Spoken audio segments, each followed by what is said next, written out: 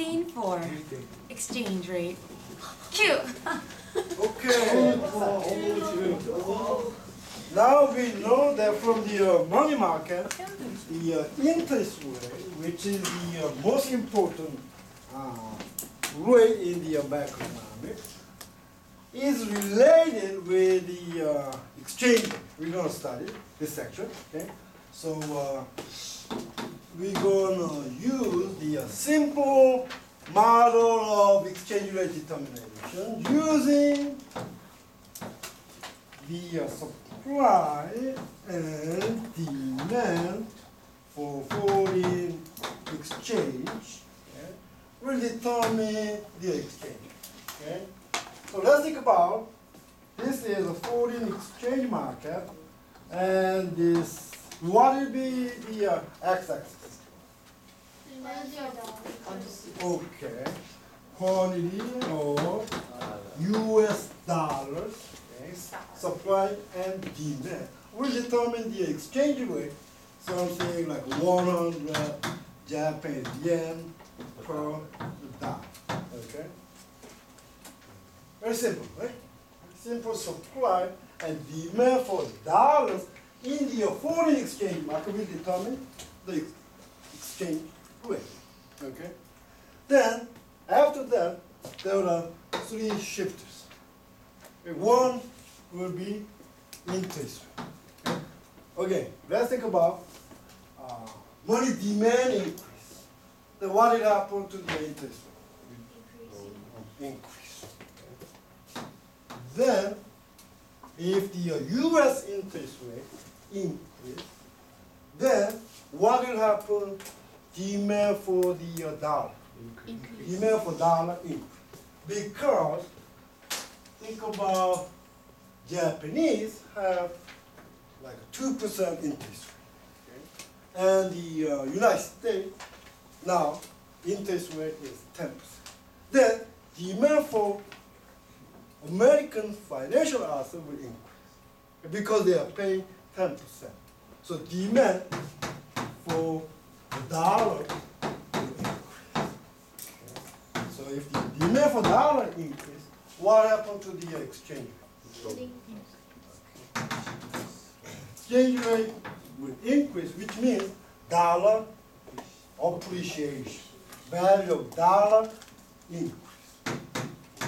150 Japanese yen. Okay. So there was a same move, okay? Like interest rate goes up, then exchange rate will go up. Okay. If the interest rate goes down, exchange rate will go up. It'll get depreciated. Okay. And second is the recession. And third, we're going to go over inflation. Second and third, because of this shift in supply of demand in the foreign exchange market, is related with the international trade. Okay? It's kind of traditional theory of exchange rate determination. Okay? So supply of dollar in the foreign exchange market is coming from U.S. imports of goods from other countries. Okay? So United States buy imported Japanese cars, then dollar supply is coming from that kind of imports from other countries. Okay? And the demand for the dollar in the foreign exchange market is coming from Japanese what? Imports of goods from United States. So that is coming from U.S. export.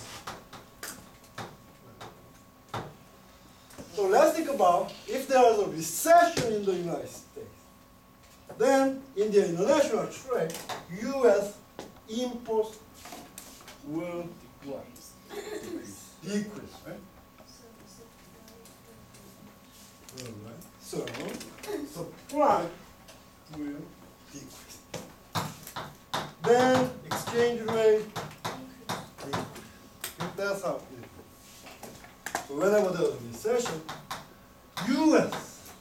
imports from other countries is going up. That means supply of dollars decrease.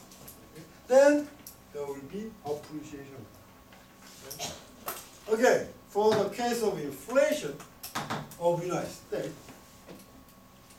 interpret that inflation as U.S. price of their export goods increase. Okay? Price level increase. That's inflation, right? So price of U.S. goods increase. Then what will happen to the U.S. export? Oh. So U.S. export decrease. Okay? Then what will happen to the exchange?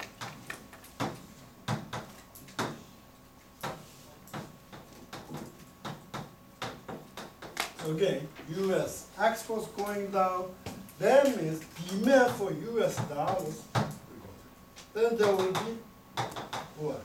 Depreciation of U.S. dollar.